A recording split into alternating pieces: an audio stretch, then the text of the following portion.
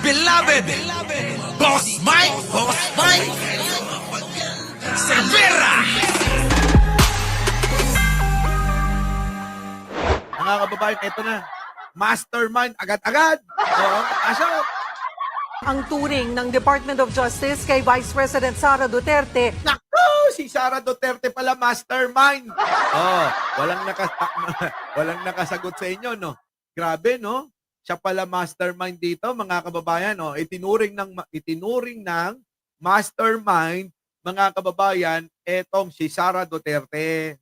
Mastermind na ang turing ng Department of Justice kay Vice President Sara Duterte dahil sa mga banta niya sa buhay ni na Pangulong Bongbong Marcos.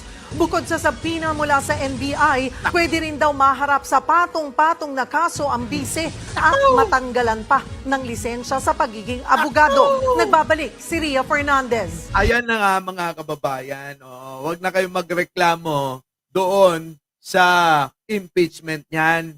At eto, tinagtad naman ng kaso. Kita nyo, ang Vice President ng mga Dutertes at DDS, mga kababayan, ay itinuring ng mastermind, oo, sa planong pagpapapatay kay Pangulong Bongbong Marcos, kay First Lady, at kay Speaker.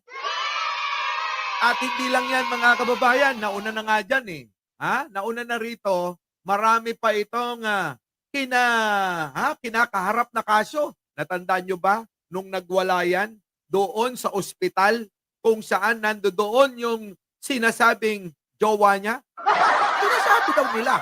Oo, parang ito yung mga kababayan, bago natin ituloy, para may background tayo ha. Ito, pakinggan ninyo to, mga kababayan ha. Pasok! Balikan natin. Balikan natin, mga kababayan ha. Kaya itong si Sara, mga kababayan, naku! Oo, malulunod na sa kaso. Oo, pasok! Okay, we have referred the criminal complaint against Vice President Sara Duterte Anong mga criminal complaint yan? and Colonel Raymond La Chica and several Buti naman sinama nyo pa sila, chika. John Doe's and John Day. So we have referred the case of direct assault, disobedience, and grave coercion. Nako, yan na. Sir, ano po yung background nung sinampa nating reklamo? So this is in reference to what happened last Saturday at Veterans Memorial Center. Yan yung nangyari, yung tinulak-tulak nila yung pulis, yung nagdrama-drama. Natatandaan nyo ba yon, mga kababayan? Yung nagdrama-drama sila. Yun. Yung tinulak, yung wala naman palang sakit. Pero nagpanggap na may sakit. Yung paiyak-iyak pa na, payakap-yakap pa na nandun si Torre na sabi wag mo ko iwan! Wag mo ko iwan! Yung ganon. Yung camera, papasukin ng camera. Ganon. Yung light, camera, action. Saka doon nagnangawa. Yun. Ngayon, patong-patong na kaso na yan. Yan ay binalikan lang natin, mga kababayan. Baka inyong makalimutan na meron ng naunang mga kaso yan. Ito na, punta na natin itong bagong-bago. Ano to, mga kababayan? Yung pagiging mastermind niya sa planong pagpatay kay Pangulong Bongbong Marcos, kay First Lady, at kay Speaker. Pasok! Na ang turing ng Department of Justice kay Vice President Sara Duterte dahil sa mga banta niya sa buhay ni na Pangulong Bongbong Marcos. Bukod sa sabina mula sa NBI, pwede rin daw maharap sa patong-patong na kaso ang bise at matanggalan pa ng lisensya sa pagiging abogado. Wala na, mga kababayan. Mas malupit pa yan. Tapos, mga kababayan, pagkatapos ng eleksyon, tsaka naman babanatan ng impeachment yan. Wala na. Kaya si Sara, ang gagawin niyan, magpapaawa. Tulad niyan, anong ginawa niyan? Diba? Feeling biktima sa harap ng mga INC. Anong sabi, mga kababayan? Kapayapaan. Biglang sumigaw ng kapayapaan matapos gumawa niyan. Tapos sorry lang. Okay lang sana kung may sorry, mga kababayan Kaso wala tayong marinig na ganyan. Mga kababayan, akala nyo ba tapos na yan? Akala nyo ba kapag hindi tinuloy at hindi na isampa ang impeachment niya, ligtas na siya? Mga kababayan, maraming ginawang kalokohan at paglabag sa ating saligang batas. Etong si Sara na yan. Oo. Ito na, tuloy. Babalik si Ria Fernandez. Pag pinatay ako, patayin mo si BBM? Self-confessed mastermind. Yan ang turing ng Department Self-confessed mastermind. Ayop! Ang lupit! Siya na mismo umamin. Pero hindi niyo yan. Naku, Leonora, bro. Ito na, oh. Ito na yung idol nyo. Ha? Oh, baka naman mag-rally na naman kayo. Ha? Wag naman na sana. Kaya tuloy kayo nababash eh. Mga kapatid natin sa INC, wag na mag-rally para sa kanya. Oo. Mababash na naman kayo niyan. Oo, maniwala kayo. Mababash kayo ng mababash niyan. Eto na. Napansin nyo si Sara? Teka muna. Bago ko ituloy ito, mga kababayan, ha? Kayo ba'y mga nag-like na? Mag-like mo na kayo. Ha? Devil Dog. Uy, naku, ngayon ka lang uli, ha? Eto na, mga kababayan. Ako'y nagtataka lang sa itsura. Oo, kasi may nahalungkat ako, mga kababayan, na itsura niya. Parang napakalayo na. Oo, nung panahon na mayor pa siya. Iba talaga kapag nagiging vice presidente ka na. At nagiging secretary ng Department Education na. Ha? Grabe, nag-iibang itsura. Oo, wala na mapaglagyan ng pera. Kasi nakita ko mukha niya. Eto, oh. Si dating Davao Ayan, oh, mga kababayan, oh, yung mukha, oh. Bakit kaya? Duterte ng batas trapiko sa Yan na, dali. Ayan, oh! Ba't ganyan? Sara, ang galing, Kung gumawa ka ng krimen nung mayor ka, tapos ordinaryong tao ka lang, malamang hindi ka na makikilala. Ay, nako. Mga kababayan, ay tingnan nyo naman, napakalayo talaga.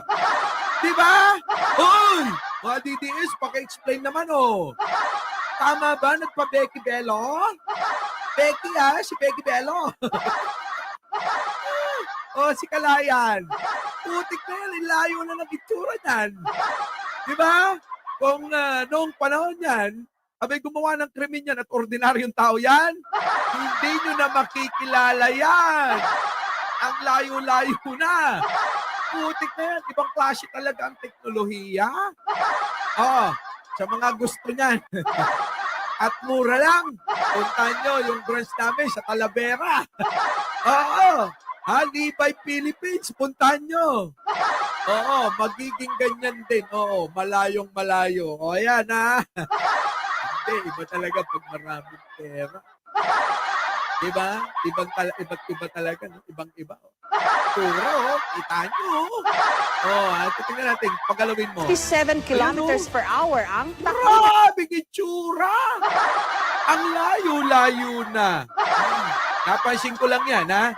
Napansin ko lang. Ewan ko kung napansin nyo yan. Ewan ko kung napansin nyo. Basta ako, malikot ang mga mata ko, mga kababayan. Kaya napansin ko. Ito na, mga kababayan. Punta na natin. Pasok! Vice President Sara Duterte. Ito ay matapos niyang isapubliko ang pagkontrata niya raw sa isang hitman para patayin sina Pangulong Bongbong Marcos, First Lady Liza Araneta Marcos at pinsan ng Pangulong si House Speaker Martin Romualdez. Dapat hindi natin to kinakalimutan. Dapat ito ibaon natin sa ating isipan. Sabi ni Jinko, hit 2,200 magtututre na tayo. Pero kukunti lang daw yung nagla-like sa inyo. Malamang kayo mga nag-aabang na naman dito. Sana pakiusap ko, walang report, ha? Peace na tayo! Oo! Ganon Wag na tayo na kung ano-ano pa. Kasi magkakaibigan naman tayo Mag-like na lang kayo para bati-bati na tayo, ha? Diba, Angel Fernandez? Hoy! Ito na, mga kababayan. Eto na. Pasok. kapag pinatay siya. Ulitin natin dito.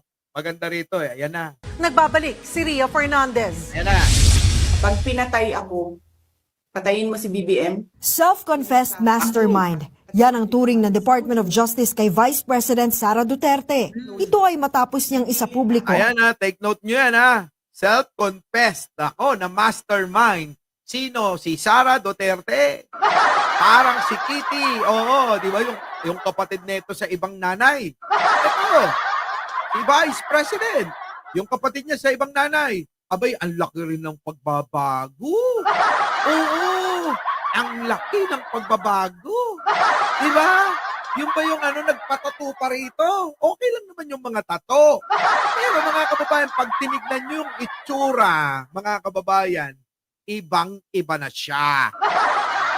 Aloy, parang ito. Siguro, Sarah, na-influensya mo ba si Kitty? O ikaw ang nang-influensya sa kanya? O siya ba nang-influensya sa iyo? Alin ba talaga sa dalawa? Dalawa lang yan eh.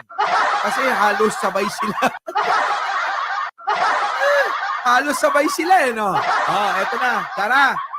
ang pagkontrata niya raw sa isang hitman para patayin sina Pangulong Bongbong Marcos, First Lady Liza Araneta Marcos at pinsan ng Pangulong si House Speaker Martin Romualdez kapag pinatay siya. Yan mga kababayan dapat wag nating kakalimutan itong mga ganitong mga balita at pangyayari. Sa usapin ng mga leader ng bansa. Sapagkat mga kababayan, ito ay ikikwento natin sa mga magiging anak natin, magiging anak ng anak natin at apo, ng apo natin. Layo mo. Sana umabot tayo. No? Yung apo ng apo natin. Ay, nako. Sana umabot. Eto na. Naku, wag nating kakalimutan yan. The premeditated plot to assassinate the president, Nako po. as declared by the self-confessed mastermind. Self-confessed mastermind. Si Sara Duterte, mga kababayan. Wala nang ituturong iba yan.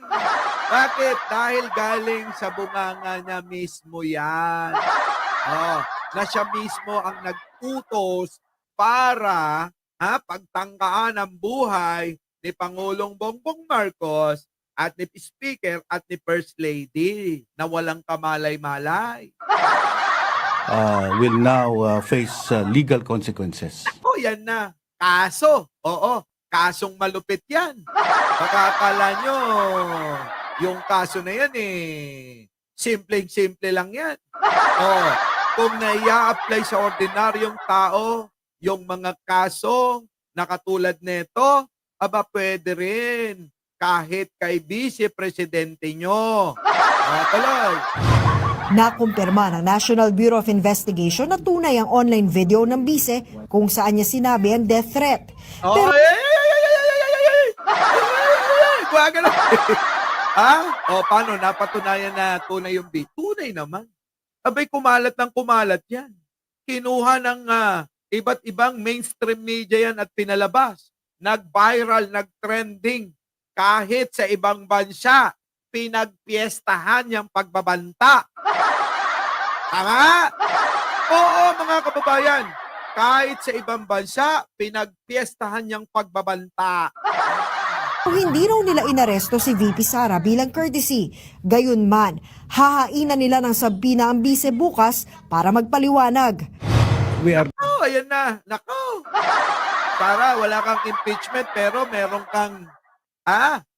kang paanyaya. Paanyaya galing sa NBI uli. Hindi kasi inaresto. Nauna na dyan nung pinatawag ng NBI ito. Tapos mga kababayan, lumabas na yung investigasyon na meron talagang probable cause yung kanyang mga pagbabanta kay Pangulong Bongbong at kay Speaker at kay First Lady. Nako! Hindi inaresto bilang courtesy dahil Vice Presidente. Kita nyo, lahat na lang ng kabaitan ng gobyerno na to, nandirito. Pero ninyo kung panahon niya ni Digunyo. Sa tingin ninyo, pwede yon? Hindi pwede yon. Ang gagawin ni Digunyo, ura-urada, kukunin ka kahit na may kasama ka sa kama. Ganun yan kay Digong. Hindi nyo ba natandaan? O, tignan nyo nangyari kay Dilima. At sa mga sa mga kukulong nila. Wala, mga kababayan. Kahit pa nasang ka. Kahit pa nasa tabi ka ng, kahit pa may katabi ka sa kama. Kukunin kanyang mga alagad ni Digong. Pero dito, sa panahon ni Pangulong Bongbong, puro diplomasya. Diba? Ballpoint man, Ethylene Solis, pakibati naman sila. Diba? Puro diplomasya na lang eh. Wala na. Kaya sa sobrang bait ni Pangulo, ewan ko ba?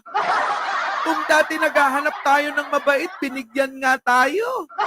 Pero ang problema, mukhang inaabuso. Diba? Dalangin tayo ng dalangin nun. Sana po, Lord, bigyan nyo kami ng mabait at mahusay na presidente. O, binigay ni Lord. Ayan, meron tayong mahusay, mabait na presidente. Abay, inaabuso naman ng mga inang-ina. Diba? Abay, ang kakapal ng mga mukha eh. Tuloy. Giving her chance, Ako. due process to answer yung ibinibintang sa kanya. Kita nyo, binigyan pa rin ng due process. Walastik na buhay yan. Sarah, kung hindi ka ba naman tamaan, sabi ni Ballpoint Man, baka ma-firing squad ka na yan. Kaya lang, hindi pa yata, hindi pa Ballpoint Man na isa sa batas. Oo, yung firing squad. Sabi ko nga kagabi, dapat garote na lang. Gagarotihin yung leeg ni Sarah. Oo, habang nando doon sa tapat ni Jose Rizal. Oh, di ba? Dapat ganun. Oh, tuloy. No, this is by way of subpoena, and we will ask her to Ayan, susupinahan na. Pag hindi pa rin dumalo, warrant na yan. appear before our office within 5 days from today. Oh, ano gagawin pag hindi nag-appear? Appear siya sa amin, sagutin niya yung aming mga tanong para mabigyan ng pagkakataon. Ayon pa sa DOJ, gagamitin din nila ang buong puwersa ng pamahalaan para matunton ng sinasabing hitman na pumayag sa utos ng bise. Naku po, yari na. Pag natunton yung hitman niya, tapos nagsalita, itinuro si Sarah. Na totoo nga, inutusan ako na papatay kay Presidente, First Lady at Speaker, yari ka, Sarah. Mas malupit pa to sa impeachment mong nakaamba. Ano King Marong bait no? O, tuloy. Marami rin posibleng kaharaping kaso si VP Sara, gaya ng grave threat at sedition. Pwede rin daw siyang madisbar dahil bukod sa death threat, Ayan na, dami-dami na. Ang dami ng kaso. Oy, mga DDH. Lenora Brown, yung pinag-rally nyo. Ha? Yung pinag-rally nyo, daming kaso. Ano? Ano na to? Putik na yan, wala na.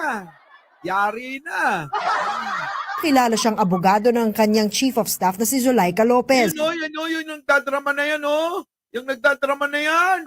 Kaso yan nun eh. Hindi kasi pwedeng mag-abogado ang isang vice president, lalo pat dawit din siya sa issue. Kita mo, mag-abogado ka pa, tas dawit ka naman sa issue. Nauna naman sa Kongreso ang usapin ng impeachment.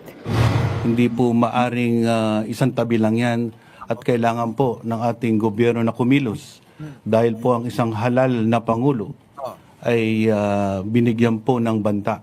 Nako, yan na. Patay na. Hindi daw dapat winawalang bahala yan kung kailangang gamitin. Ang lahat ng puwersa ng pamalaan para mahuli kung sino man niyang inutusan. At syempre, para magkaroon ng katuparang magkaroon ng hustisya yung kanyang pagbabanta. Nako, yari si Sara. Sara, kung ako sa'yo, oo, mag-resign ka na. Oo, baka sakaling maawa sila. Tapos ang gawin mo, tumakbo kang barangay captain na lang. Diyan, sa May Davao, kasi yung tatay mo, hindi naman nanalong mayor pa. Ay, patay na. Oh, sige, tuloy. Isang mataas ding opisyal ng gobyerno na may kakayahan din na gawin ito. May Siyempre, may kakayanan yun, mga kababayan. Unang-una, napapaligiran din naman yan ng mga naniniwalang mga retiradong general. Mga ilan dyang mga tahimik na hindi lang nakikisali. Pero mga kababayan, meron din, huwag nating alisin, na mayroon pa rin nakikisimpatyang mga aktibong mga militar police kay Sara. Tandaan nyo yan. Hindi mawawala yan. Diba? Lahat naman laging ganyan eh. Kaya, wag dapat baliwalayin itong pagbabanta na to. Ulitin ko, may kakayahan si Sara Duterte na gawin yan sapagkat meron din naman siyang mga pera, mga alagad, at mga nakikisimpatya. Kaya kung ito'y babaliwalain ng gobyerno, Pangulong Bongbong Marcos, nako, baka sa araw ng sona mo, doon isagawa ito. Diba minsan niyang sinabi na siya na daw yung survivor kasi yung palabas na survivor. Baka gawin nyo, bombahin yung buong pakalang naman. Kasi lumabas sa bunganga niya eh. Baka mamaya gayahin eh. Taniman ng bomba yung kongreso eh. Ubus kayong lahat, siya na lang ang natira. Paano yan? Wala, no choice na kami. Siya na ang bagong presidente, ha? Diba? Ganon. Tuloy. investigasyon na rin ng PNP-CIDG. Kung totoong Idol! Idol! Wala, hindi kayo pa. Papalag kayo rito? Ang dami rin itong dinimanda eh. Bakit? Abay, ginawa nito ng Photoshop na nasa ospital. Tapos, anong ginawa, mga kababayan? Kung ano-anong caption yung pinagsasabi. May karma daw. Yun daw kay Kibuloy, ganyan-ganyan, di ba? Ano nangyari ngayon? Hindi naman pala totoo. Nabaliktad pa yung issue. Si Kibuloy pala, yung malala na yung sakit doon. Pero inyo, tinatanggihan na sa mga ordinaryong ospital. Kailangan dalhin na si Kibuloy sa mas may kompletong kagamitan. Nako! Yan ang sinasabi ko sa inyo. Kailanman hindi magwawagi ang kasamaan sa kabutihan. Nasusulat yan. Saan? Sa nabasa ko kahapon. Tuloy. baka naman walang hitman o baka naman yan ay figure of speech na naman. So, yun ang ating mga titingnan dyan. Una nang kumambyo si VP Sara at sinabing hindi siya nagbanta sa Pangulo at pamilya nito. Oy, kita mo! Siguro nahimasmasan. Yung luka-luka. Di ba?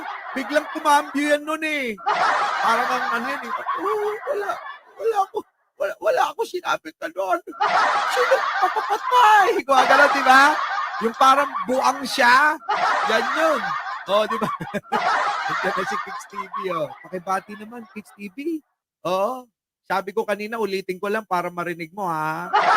Baka naman mamaya, mag-rally na naman kayo dahil tambak-tambak na yung kaso nito, ha? Huwag naman!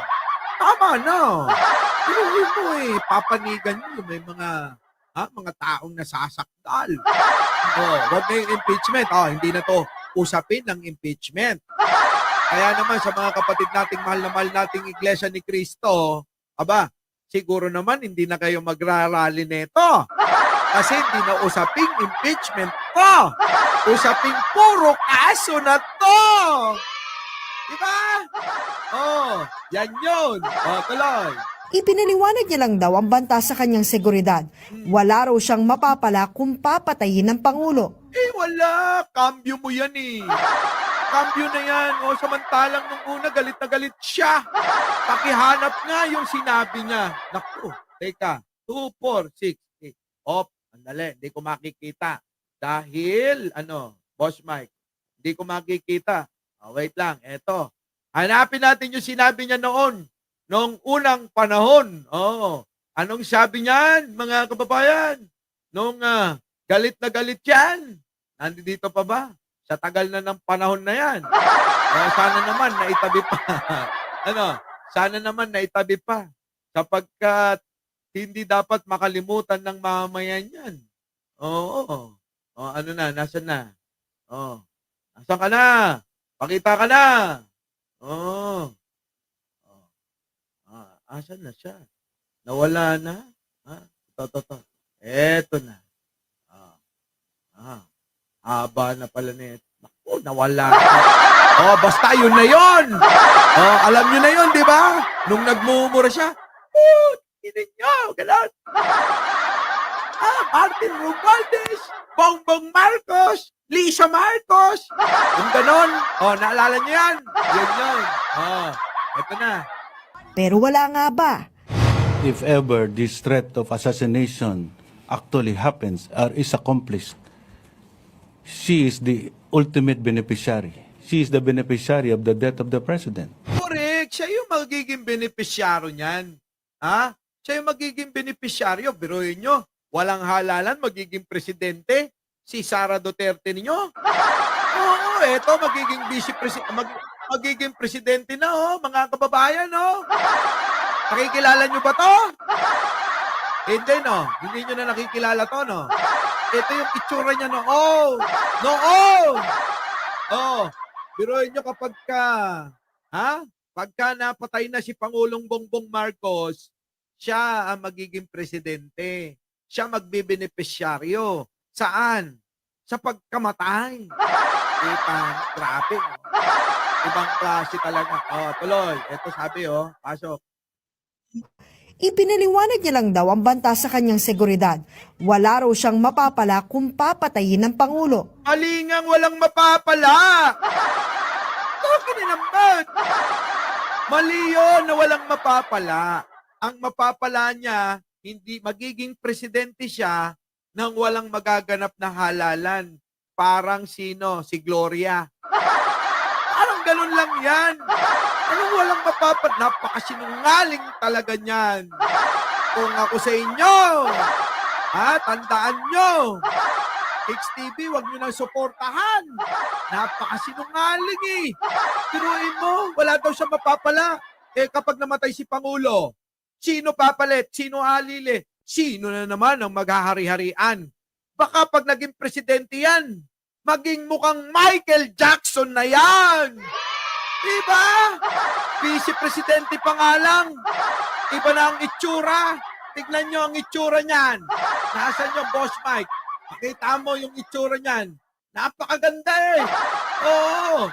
Nasaan? Pakita mo. Kanina nakita ko na Ang ganda-ganda niya. Ang ganda-ganda. Tignan nyo. Kita nyo itsura? Vice President pa lang yan. Nag-iba na itsura niyan. Eto, itsura. Dati, Boss Mike. Sige nga. Ayan, Yan, mga kababayan. Vice President pa lang yan. Pag naging presidente yan, mas masahol pa kay Michael Jackson yan. Diba? Itsura, kita nyo? Ang layo-layo na.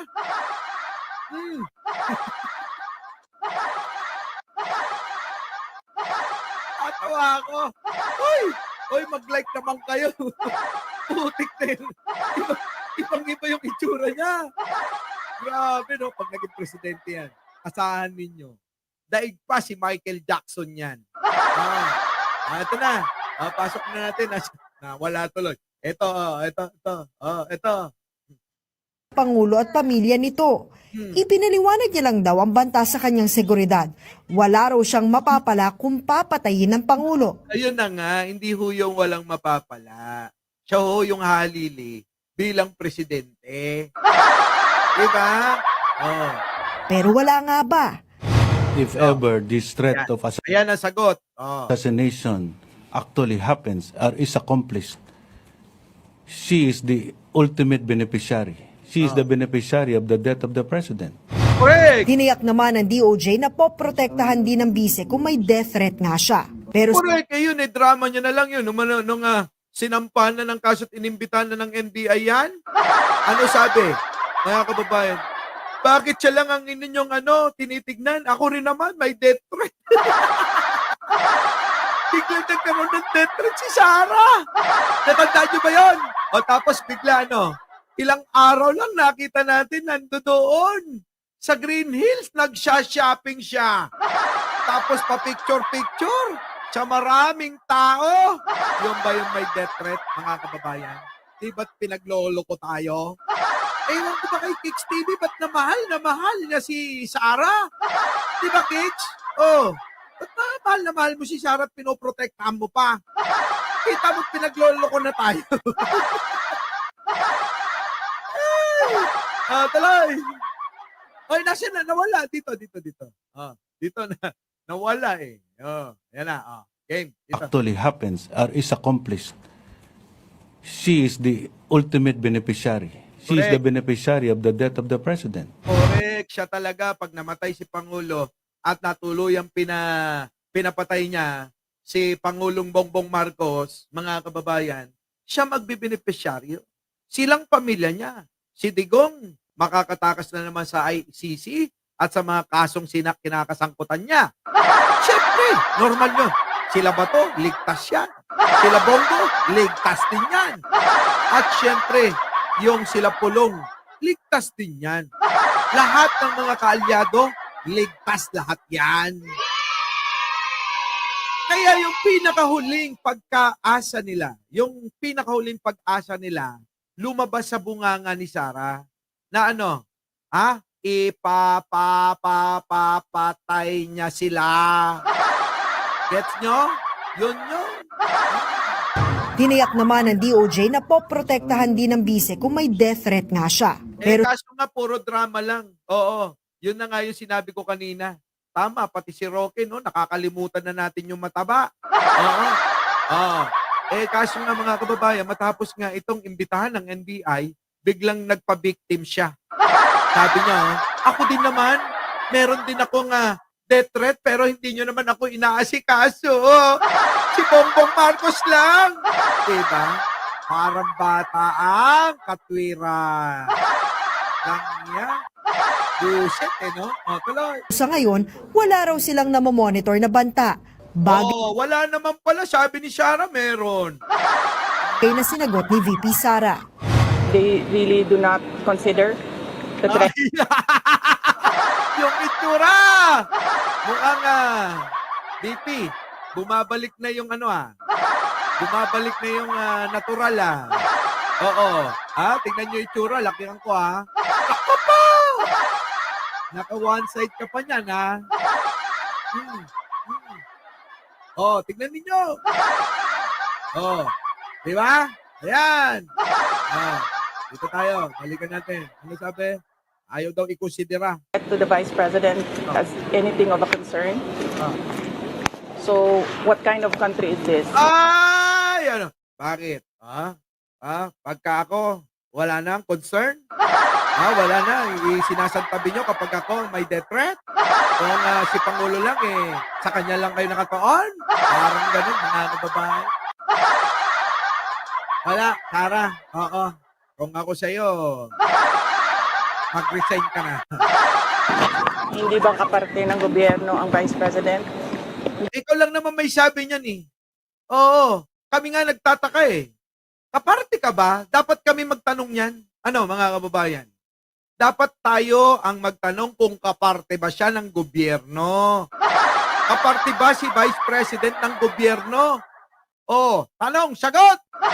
Baka naman, gusto nyo sumagot, mga DDS na nag-aabang at panay ang report. Tanong, ay sagot!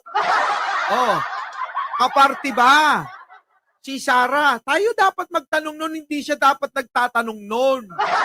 Kasi, ganito yun. Kung kaparte siya ng gobyerno, dapat itong si Sara tumutulong sa presidente yon na yon. Kasyo mga kababayan, hindi na nga tumutulong, pabigat na nga, abay puro papagbabanta. Kita nyo? Ang tanong, kaparti ba to? O kaparti ng Chekwa? Ay, nako. Diba? Ganon. Oh. Kaya mali yung tanong.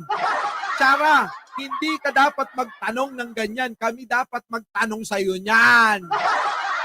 Oh. Diba? Tama ba mga kababayan? Tama ba? Tama? Oh. Tama? Kaya tuloy, narelate dito mga kababayan. Alam nyo, yung kabaong sa NLEX, mga nagkalat eh. Di ba ako binoto ng mga tao? Ayun na nga, binoto ka namin pero wala kaming makuhang serbisyo sa iyo. Oo. Sara, ano bang napapala namin sa iyo? Kung hindi ka magpabigat sa gobyerno na to. Wala kang ginawa. Nangurakot ka na nga. Mangirurumang ka pa eh. Nagpapabigat ka pa. So ano? Anong pagkaparti mo sa gobyerno na to? Tapos kinakampihan ka pa ni Kicks TV. Diba?